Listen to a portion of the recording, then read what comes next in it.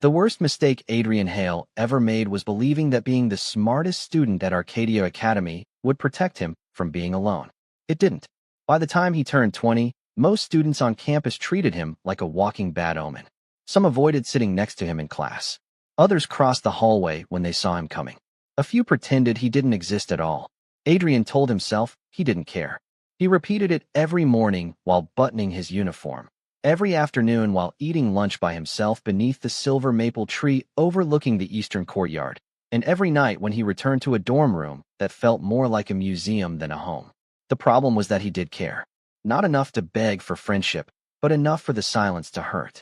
Arcadia Academy stood on a cliff overlooking the Atlantic Ocean, its ancient towers rising above crashing waves like something pulled from a fantasy painting. It was the most prestigious magical institution in the country, a place where gifted students trained to become scholars, spellcasters, and protectors. Adrian had entered at 16 and shattered nearly every academic record. Professors praised him. Newspapers wrote about him. Visiting dignitaries requested meetings with him. Yet admiration never became affection. People respected him from a distance. They feared him up close. The rumors had started years ago. A lab partner who transferred after a mysterious accident. A teammate who quit competitive spellcasting after a disastrous tournament. A mentor who suddenly left the academy without explanation. None of those events had anything to do with Adrian, but coincidence had a way of turning into legend. Eventually, students began whispering that anyone who grew close to him suffered misfortune. Adrian laughed the first time he heard it. He stopped laughing when nobody wanted to work with him anymore. The bell tower struck noon as he crossed the central quad carrying a stack of enchanted textbooks. Conversations faded when he passed. He pretended not to notice. He always pretended. A gust of ocean wind tugged at his dark hair, while sunlight flashed across the academy's stained glass windows. It should have been beautiful. Instead, it felt lonely. Hail! Adrian stopped. Professor Whitmore stood near the stone steps of the administration building. The elderly professor rarely called students by name unless something important had happened. "You're due in the Grand Hall in 10 minutes, Whitmore said. "Final magical aptitude evaluation." Adrian nodded. "I know. The board will be watching. They always are." Whitmore studied him for a moment. "You should try not to look like you're heading to your own funeral." Adrian almost smiled. "I'll do my best." The Grand Hall was packed when he arrived. Hundreds of students filled the seats circling the evaluation arena. Faculty members occupied elevated balconies overlooking the floor. Crystal chandeliers floated near the ceiling, casting warm golden light over polished stone. Adrian stepped into the center circle and felt every eye settle on him. The examiner announced his name. A few scattered claps followed. Most people remained silent. Nothing new there. The test began. Arcane symbols ignited around him in brilliant rings of blue and silver. One challenge followed another.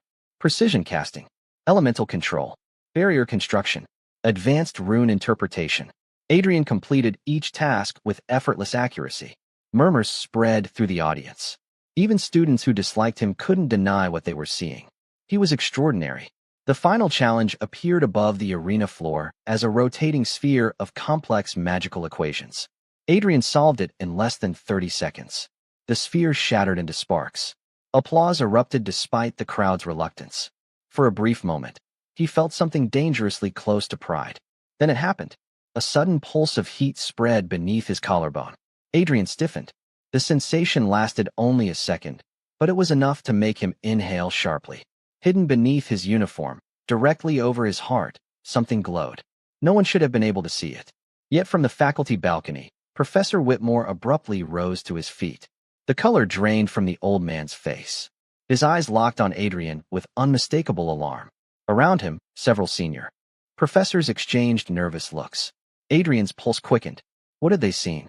The applause faded. A strange silence settled across the hall. Whitmore gripped the balcony railing so tightly his knuckles turned white. Then, in a voice barely louder than a whisper, he said 4 words that Adrian would not forget. "No, it can't be." Adrian did not wait for questions after the evaluation ended. The moment the hall was dismissed, he slipped through the nearest corridor and headed for the oldest section of the academy. Something had frightened Professor Whitmore. Not surprised him. Not confused him. Frightened him. There was a difference, and Adrian could not stop thinking about it. The evening sky had turned deep blue by the time he reached the restricted archives beneath the western tower. Most students avoided the place. The narrow staircases groaned. The air smelled like dust, parchment, and secrets that should have stayed buried. Adrian preferred it that way. Books made more sense than people. He moved between towering shelves, searching for anything connected to magical markings, ancient bloodlines, or unexplained enchantments. Hours passed. Candlelight flickered across yellowed pages. Every answer led to another question. Then he found it. A damaged journal hidden behind a row of forgotten grimoires. The leather cover was cracked with age, and several pages had been removed. Yet one symbol remained visible near the center. Adrian froze. It matched the shape that had briefly appeared beneath his collarbone. His pulse quickened. He scanned the surrounding text. The handwriting was difficult to read, but one phrase stood out clearly. Royal binding seal. Before he could continue, a cold gust swept through the archive. Every candle flickered at once. Adrian looked up. The room had no windows. There should not have been any wind. Slowly, he turned another page. A diagram filled the parchment. Circles within circles. Ancient runes. A summoning array unlike anything taught at Arcadia Academy. Most students would have closed the book immediately. Adrian had never been most students. Curiosity had always been his greatest strength and his worst habit. He studied the diagram carefully. The runes seemed incomplete, almost as if someone had intentionally erased parts of them. Yet the structure remained recognizable. A summoning ritual. Not forbidden exactly, just extremely old. Adrian glanced around the empty archive. Silence answered him. He knew he should leave. He knew he should show the journal to a professor. Instead, he pulled a notebook from his bag and began reconstructing the missing sections. 30 minutes later, a completed circle glowed faintly across the stone floor. Adrian stood at its center, feeling equal parts foolish and determined. This is probably a terrible idea, he muttered. The room remained silent. Taking a steady breath, he activated the array. At first, nothing happened. Then the runes ignited. Silver light spiraled across the floor. The air grew heavy. Books rattled on nearby shelves. A low hum echoed through the chamber like distant thunder. Adrian immediately regretted everything. Okay, he said, stepping backward. Definitely a terrible idea. The light intensified. A burst of energy swept through the archive, scattering loose papers into the air. The summoning circle expanded beyond its original boundaries. Symbols appeared that Adrian had never drawn. Ancient symbols. Powerful symbols. The kind that made experienced spellcasters nervous. The room suddenly fell still. Every candle went dark. Silence crashed over the archive. Then someone spoke. You took long enough. Adrian spun around. A man stood inside the circle. He looked about 22 or 23, tall and impossibly composed. Dark hair framed sharp features that seemed almost unreal beneath the silver glow. His black coat hung perfectly despite the magical storm that had filled the room moments earlier. Most unsettling of all was the calm expression on his face, as if appearing in a hidden academy archive was the most ordinary thing in the world. Adrian stared. The stranger stared back. Who are you? Adrian asked. The man tilted his head slightly. That is your first question? You appeared out of nowhere. Technically, you invited me. Adrian opened his mouth, then closed it again. Fair point. The stranger stepped forward. The glowing circle faded beneath his feet, as though it had already served its purpose. My name is Kale, he said. And before you ask, no, I am not here to destroy your academy. That was actually my second question. For the first time, something resembling amusement crossed Kale's face. It was brief, but it changed the entire room. Good, he said. Then we are making progress. Adrian should have reported him immediately. Every rule in the academy demanded it. Yet something stopped him. Perhaps it was the strange familiarity in Kale's voice, or the way his presence felt dangerous without feeling threatening, like standing near the ocean during a storm. What exactly are you? Adrian asked. Kale studied him for several seconds. For now, he replied. Let us tell people I am your summoned familiar. Adrian frowned. You are not a familiar. No, then why pretend? Kale's gaze drifted briefly toward the place above Adrian's heart where the mark had appeared earlier. His expression darkened with something unreadable. Concern. Recognition. Maybe both. When he looked back up, his voice had become softer. Because if anyone learns the truth too soon, he said, you will be in far more danger than you realize. Before Adrian could respond, the candles throughout the archive suddenly reignited. Warm light flooded the room. Somewhere above them, the academy clock began striking midnight. And for the first time that day, Adrian had the unsettling feeling that his life had just changed forever. Adrian slept for exactly 43 minutes before giving up. The moment he closed his eyes, he saw the same image again and again. Kale standing inside the fading summoning circle as if he had been expected, as if he had been waiting. By 6:30 in the morning, Adrian was already dressed and sitting at the small desk in his dorm room with 3 open textbooks, 2 notebooks, and absolutely no idea what he was reading. Across the room, Kale sat comfortably in the armchair beside the window. The early sunlight spilled across his dark clothes, turning the edges silver. He looked entirely at home in a place he had entered less than 7 hours ago. Adrian found that deeply irritating. "Do you ever sleep?" he asked. "Sometimes." That was not an answer. It was technically an answer. Adrian sighed.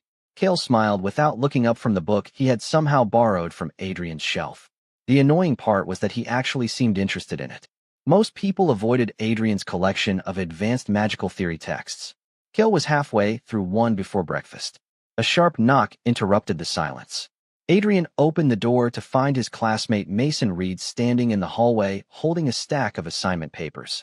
Mason was one of the few students who occasionally spoke to him without obvious discomfort. "Professor Bennett wants these turned in before noon," Mason said. Then his eyes shifted past Adrian. Oh, Adrian already knew what he was seeing. Kale had risen from the chair. "Good morning," Kale said politely. Mason blinked. Good morning. This is Kale," Adrian said. "My familiar." The lie felt strange coming out of his mouth. Kale did not react. Mason looked from one of them to the other. "You summoned a familiar?" "Apparently." "Since when?" "Last night." "Last night." Mason looked offended on behalf of every magical student in America. People spend years trying to summon a familiar. Adrian rubbed his forehead. "Trust me, I am aware." Mason laughed. Kale did not. His attention remained fixed on Mason in a way Adrian could not quite explain. Not hostile, just intensely observant. When Mason finally left, Kale returned to the window. "He likes you." Adrian nearly dropped his notebook. "What? Your friend?" "Mason is not my friend." "Interesting. He seems to think otherwise." Adrian stared at him. "You made that conclusion from a 30-second conversation?" 27 seconds. "That is concerning. I have been told that before." Later that morning, rumors spread through the academy with terrifying efficiency. By lunch, nearly everyone knew Adrian Hale had summoned a mysterious familiar. Students openly stared as he crossed the central courtyard. Some whispered. Others pointed. Adrian hated every second of it. Kale appeared completely unaffected. The two of them reached the dining hall just as the lunch rush began. Conversation slowed almost immediately. Adrian considered turning around and eating somewhere else. He always preferred quiet anyway. Then someone spoke loudly enough for half the room to hear. "Of course Hale gets a familiar that looks like a prince." Laughter followed. Another voice joined in. "Maybe the familiar is the genius and Hale just got lucky." More laughter. Adrian kept walking. He was used to it. Years of practice made ignoring people almost automatic. Beside him, Kale stopped. The entire room seemed to notice. Adrian felt it immediately. The shift. The silence. Kale turned toward the group of students near the center tables. His expression remained calm, almost pleasant. "That is an interesting theory," he said. The room grew even quieter. "Fortunately," Kale continued, "it is incorrect." The words were simple. His tone was softer than Adrian expected. Yet somehow every person in the dining hall heard them. "Adrian is the most capable person in this academy," Kale said. "You should be grateful he chooses to share it with you." Nobody laughed this time. Nobody spoke at all. Kale simply looked away and continued walking. Adrian followed him in stunned silence. "You did not have to do that," he said once they found an empty table. "I know. Then why did you?" Kale picked up a fork. "Because they were wrong." Adrian suddenly found himself staring at his lunch tray instead of Kale, which was ridiculous. Completely ridiculous. The strange warmth in his chest was even more ridiculous. Across the room, several students continued glancing toward them. Adrian pretended not to notice. Kale noticed everything. As the afternoon classes ended and the campus settled beneath golden evening light, Adrian discovered something strange waiting outside his dorm room. A small black envelope. No name. No seal. Just a single sheet of paper folded inside. His stomach tightened as he opened it, for words were written across the center in elegant silver ink. We know who he is. Adrian looked up instantly. The hallway was empty. The paper trembled slightly in his hand. Then he noticed something else. For the briefest moment, a silver ring beneath Cale's sleeve caught the light. An unfamiliar crest was engraved into its surface. Not a family symbol Adrian recognized. Not from any kingdom listed in his history books. Cale saw him looking. Their eyes met. And for the first time since arriving at the academy, Cale looked genuinely concerned. Adrian barely slept after finding the message. The silver words lingered in his mind long after the paper itself had vanished into ash the moment Cale touched it. That detail alone was unsettling. The fact that Cale had not looked surprised was worse. By morning, rumors had spread across Arcadia Academy faster than wildfire through dry grass. Students whispered in hallways. Conversations stopped when Adrian approached. More than once, he caught people staring at him and then quickly looking away. Normally, he would have ignored it. Normally, he was good at pretending none of it bothered him. Today felt different. As he entered Advanced Arcane Theory, the room grew noticeably quieter. Adrian took his usual seat near the back. Cale sat beside him despite the academy technically having no rules regarding where familiars belonged during lectures. The professor had stopped questioning it after realizing nobody seemed capable of telling Cale what to do. Class had barely begun when a voice cut through the room. Maybe the rumors are true. Adrian recognized the speaker immediately. Nathan Mercer, top student before Adrian arrived. Former academic star. Current professional annoyance. Nathan leaned back in his chair with an easy smile that never reached his eyes. Everyone keeps saying strange things happen around Hale. A few students exchanged uncomfortable glances.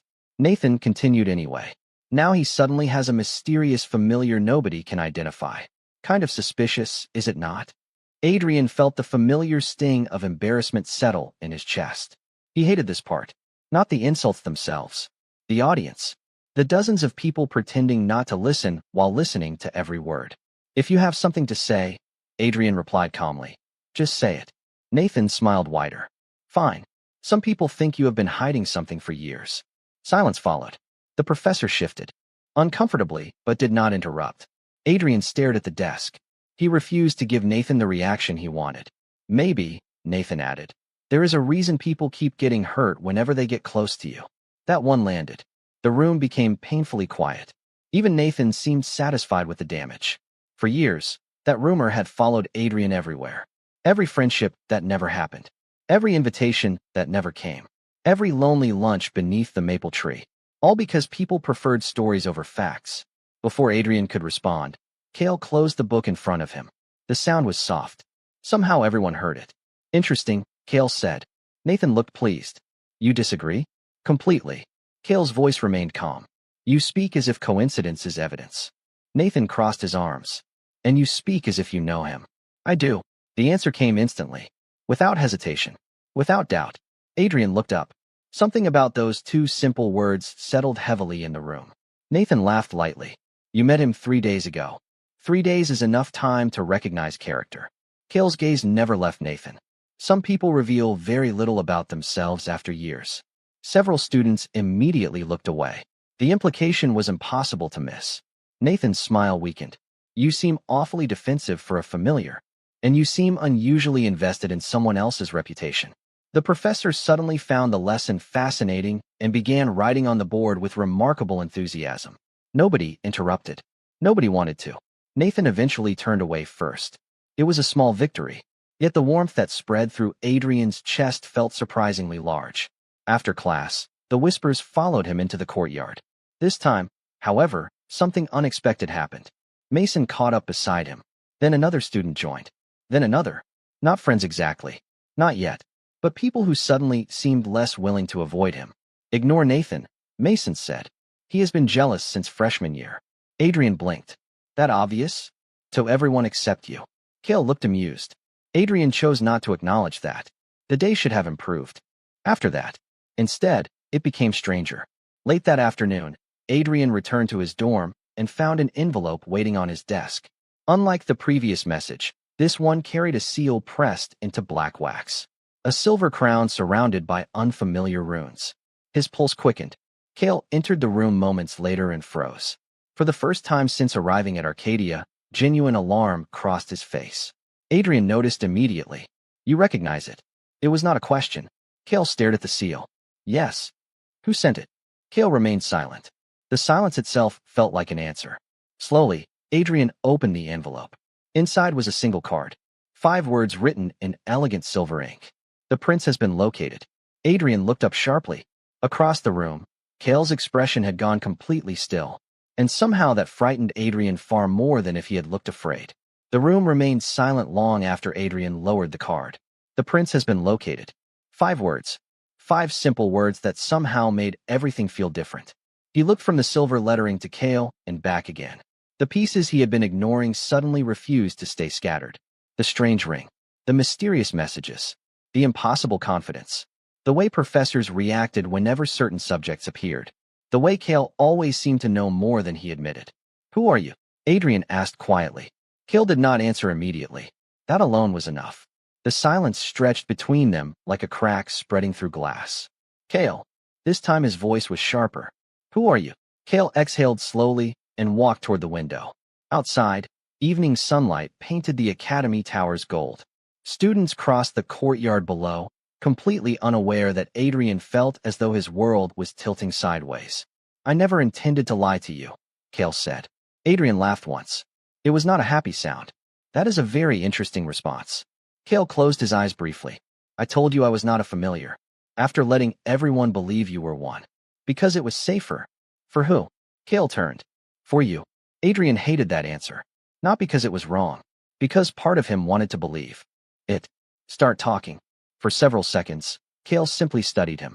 Then something changed. The careful distance he always maintained seemed to disappear.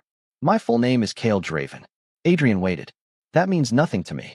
It would mean something to the people who sent those messages. A cold feeling settled in Adrian's stomach. Why? Kale's gaze remained steady. Because I am the crown prince of the infernal kingdom. The words landed like a thunderclap.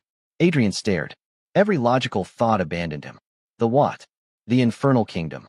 That is not possible. Unfortunately, it is. Adrian shook his head. You are telling me you are not some random familiar. Correct. You are not an ordinary demon. Also correct. You are literally demon royalty. That is one way to describe it. Adrian sat down before his legs could decide otherwise. For several days he had suspected Kale was hiding something important. He had expected a secret identity. Maybe an ancient sorcerer. Maybe a powerful guardian. Maybe even a fugitive from another realm. Crown Prince had not made the list. You lied to me. Kale's expression tightened. I withheld information. That is a fancy way to say lied. Neither of them spoke for a moment. The room suddenly felt smaller. Adrian hated how disappointed he felt. That emotion bothered him more than the revelation itself. He should have been angry. He should have been focused on the danger. Instead, he kept thinking about every conversation they had shared. Every moment Kale had defended him. Every quiet breakfast. Every sarcastic comment. Every time he had started trusting someone again. How much of it was real? Adrian asked. Kale frowned. What? The friendship. The concern. Any of it. For the first time, Kale looked genuinely wounded. All of it. Adrian looked away. He did not want to see that expression. It made everything harder. Then why were you really here? Kale remained silent. The silence lasted too long. Adrian felt something twist painfully inside his chest. There it is, he said quietly. There is always another secret. Adrian, do not. He stood. Just do not. Kale took a step forward before stopping. Himself. Adrian noticed. Somehow that made things worse. Those messages were looking for you. Adrian continued. The ring belongs to your kingdom. The professors are terrified of something connected to me. You appeared the exact night I found that journal. None of this is random. Kale said nothing. Adrian laughed again, softer this time. I was right. It is complicated. People always say that when the truth is terrible. Evening shadows stretched across the floor. Outside, bells rang somewhere in the distance. Neither of them moved. Finally, Kale spoke. His voice was quieter than Adrian had ever heard it. I came because of you. Adrian froze. What does that mean? Kale's eyes locked onto his. It means this was never an accident. The words seemed to drain all the air from the room. Adrian's pulse hammered in his ears. What are you talking about? Kale looked toward the fading sunlight beyond the window. The summoning ritual did not find me by chance. Adrian felt cold. Very cold. Then how? Kale's answer came almost as a whisper. Because I have been searching for you for years. Adrian left before Kale could say anything else. The dorm room suddenly felt too small, too full of questions he did not want answered. He walked through the academy grounds without any destination in mind, hands buried in his coat pockets while the evening air grew colder around him. The campus lights flickered on one by one beneath a darkening sky. Students crossed the courtyards in groups, laughing, talking, living ordinary lives. Adrian watched them from a distance and felt strangely disconnected from all of it. A week ago, his biggest concern had been exams. Now he had discovered that his supposed familiar was a prince from another realm who had been searching for him for years. Nothing about that felt normal. Nothing about it felt fair. By the time he reached the eastern cliffs overlooking the ocean, rain had begun to fall. At first it was only a light drizzle. Then the clouds opened completely. Cold drops hammered against the stone pathways and turned the sea below into a gray blur. Adrian remained where he was. He barely noticed the rain soaking through his jacket. His thoughts were louder than the storm. He thought about every secret, every half-answer, every moment Kale had looked at him as though he already knew something Adrian did not. The worst part was not the deception. It was the disappointment. Adrian had spent years convincing himself he did not need anyone. Then somehow Kale had appeared and made loneliness feel noticeable again. "You are going to get sick." Adrian did not turn around. He recognized the voice immediately. Kale stepped beneath the shelter of the cliffside pavilion. Rain rolled from the edges of his dark coat. Somehow he still looked composed. Adrian hated that. "Go away." Kale remained where he was. "No, I am serious." "So am I." Adrian laughed quietly. "That sounds about right." Thunder rumbled far out over the water. For several moments neither spoke. Finally Kale stepped forward and draped a dry coat across Adrian's shoulders. Adrian almost protested before realizing it was warm. Unnaturally warm. The fabric seemed to push back against the cold itself. "Magic?" he asked. "A little." Adrian looked down at the coat. "You planned this. I suspected you might choose dramatic weather for your emotional crisis." Despite everything, Adrian almost smiled. Almost. Silence settled again. This time it felt less hostile. The rain continued falling around them. "Why me?" Adrian asked quietly. Kale looked toward the ocean. "Because you matter."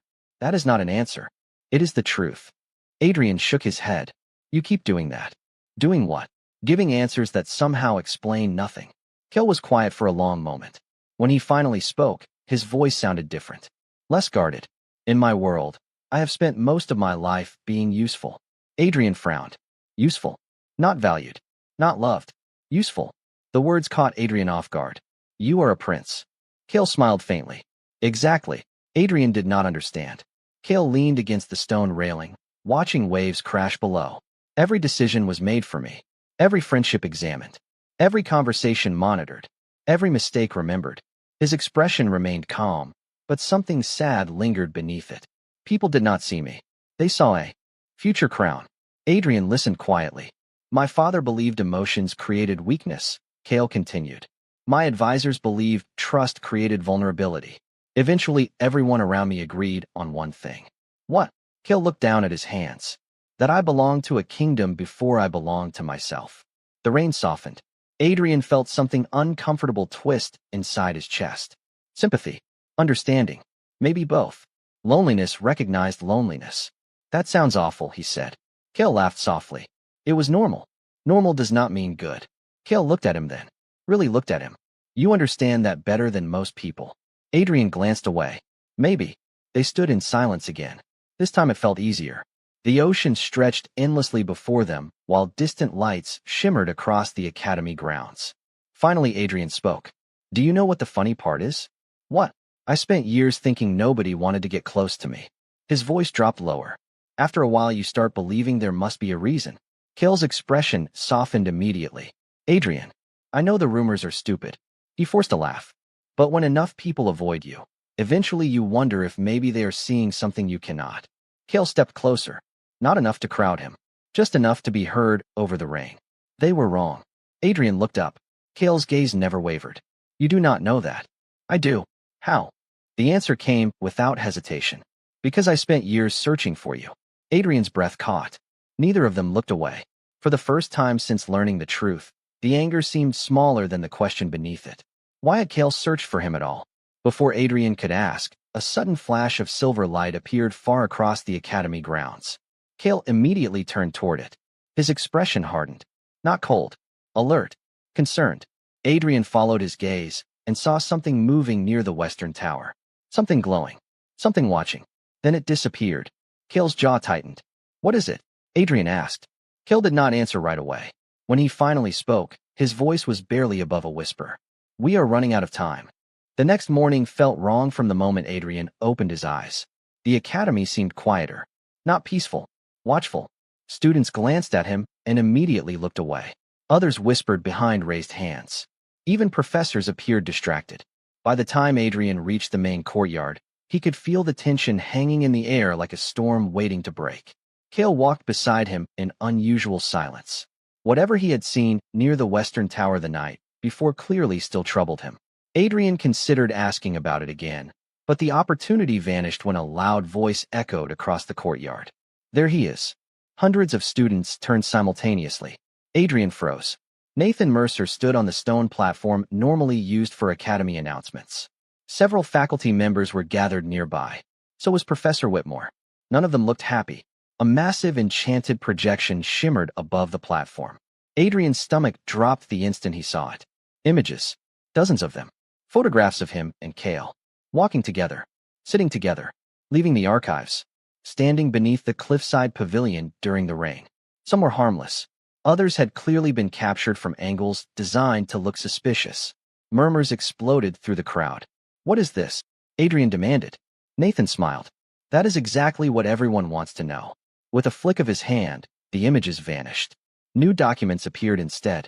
Large glowing pages floating above the courtyard. Adrian's blood ran cold. They looked official. Contracts. Agreements. Signatures. His name appeared across several lines. So did Kale's. These records were discovered anonymously last night, Nathan announced. According to these documents, Adrian Hale knowingly entered a private arrangement with an unidentified foreign royal months ago. The crowd gasped. Adrian stared in disbelief. That is impossible. Nathan continued as if he had not spoken. In exchange for access to academy resources and restricted archives, Adrian allegedly agreed to help conceal the identity of a dangerous outsider. More whispers spread through the students. The words hit every insecurity Adrian carried. Manipulator. User. Liar. Opportunist. He had spent years struggling against rumors. Now people were being handed evidence. Fake evidence. But evidence looked convincing when displayed in front of an audience. Those documents are forged, Adrian said. Are they? Nathan asked. A new image appeared. Adrian felt his heart sink. It showed Kale's ring. The royal crest clearly visible. Another image followed. Then another. Ancient symbols. Infernal kingdom references. Fragments of intercepted messages. Enough truth mixed with enough lies to create something dangerous. Doubt. The crowd shifted uneasily. Faculty members exchanged concerned looks. Nobody knew what to believe. Adrian turned toward Kale. Say something. Kale remained still. The silence lasted only a few seconds. It felt like an hour. For the first time since meeting him, Adrian felt genuine fear. Not fear of the accusations. Fear that Kale might walk away. Fear that perhaps all of this had been a mistake. Around them, the whispers grew louder. Maybe it was all planned. Maybe Hale used us. Maybe that is why he always knew so much.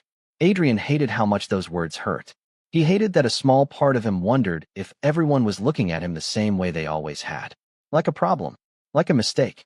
Like someone dangerous to trust. Kale. His voice came out quieter this time. Kale finally moved. Slowly. Deliberately. He stepped forward and looked up at the floating documents. His expression revealed nothing. Nathan smiled. Interesting silence. Adrian's chest tightened. For one terrible moment, nobody spoke. Nobody moved. Then Kale turned toward him. Not the crowd. Not the professors. Him. Adrian. The sound of his name cut through the noise immediately.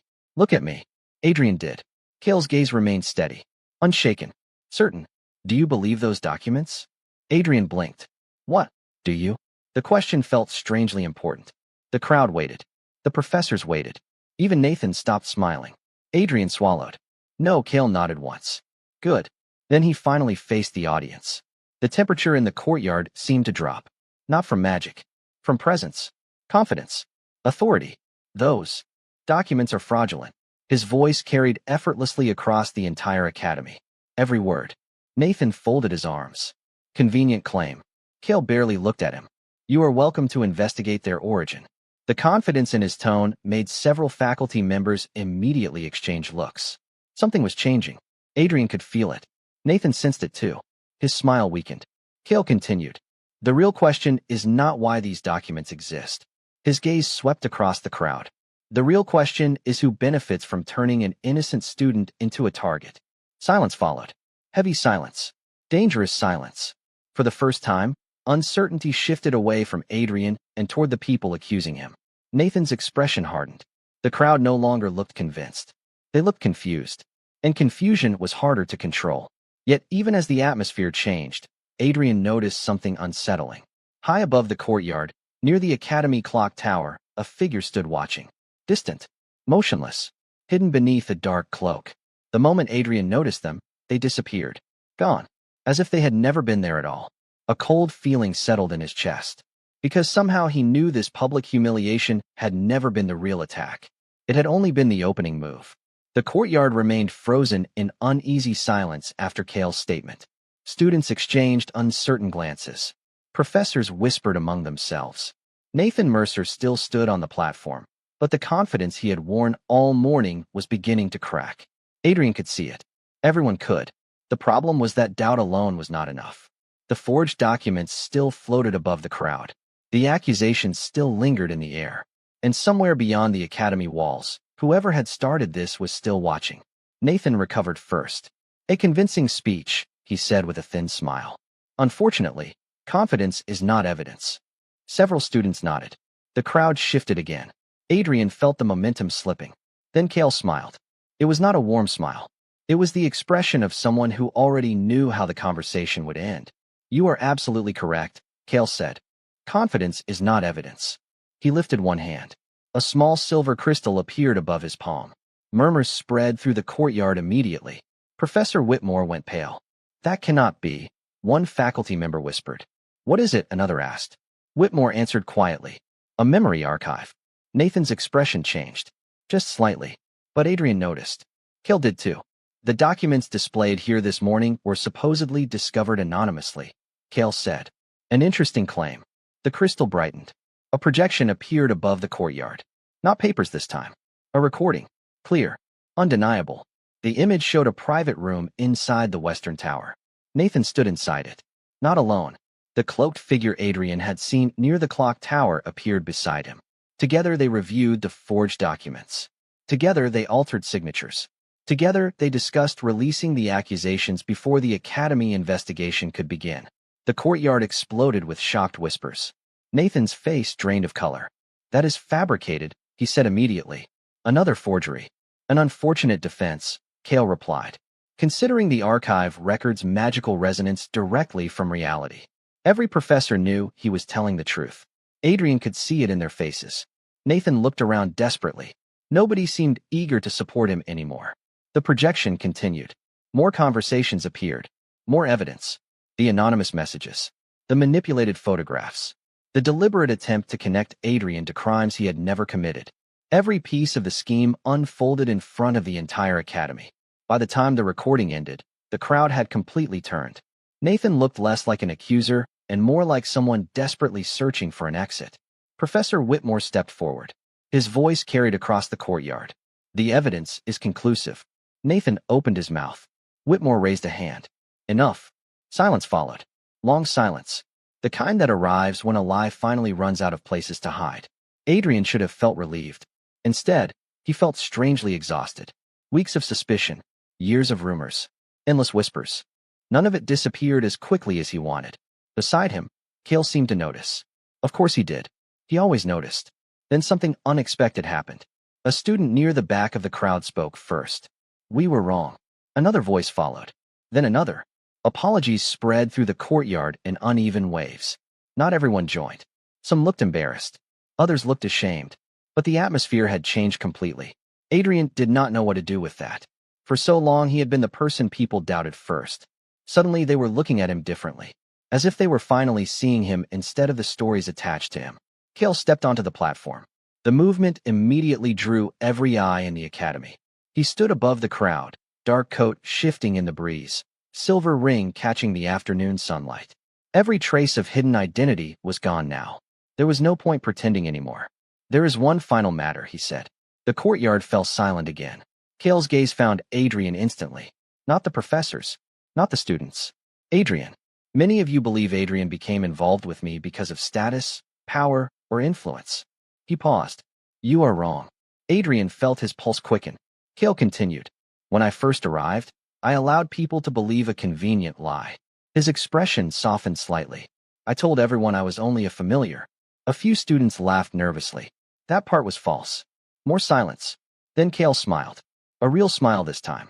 Rare enough to feel important. Everything else was not. Adrian's breath caught. The respect was real, Cale said. The trust was real. The admiration was real. The courtyard seemed to disappear around them. And somewhere along the way, so were my feelings. No one spoke. No one moved.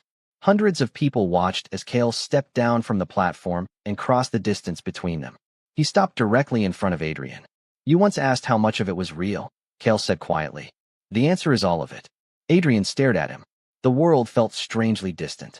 Even after all this, he asked. Cale's answer came without hesitation. Especially after all this. Around them, students erupted into cheers, laughter, and shocked reactions.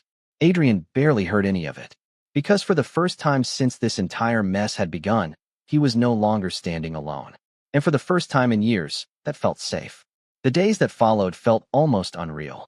For the first time since arriving at Arcadia Academy, Adrian could walk across campus without hearing whispers stop the moment he appeared. Students greeted him. Some awkwardly, some sincerely. A few even apologized. The change was not perfect, but it was real. And somehow that felt more meaningful than instant acceptance ever could. People were choosing to see him differently. More importantly, Adrian was beginning to see himself differently too. The investigation into the forged documents moved quickly. Professor Whitmore personally oversaw it, determined to prevent anything similar from happening again. Nathan Mercer disappeared from public view almost immediately. The Academy Board handled the situation quietly, and before long students found newer topics to discuss. That was the strange thing about rumors. They always felt permanent while they lasted. Then one day they were simply gone.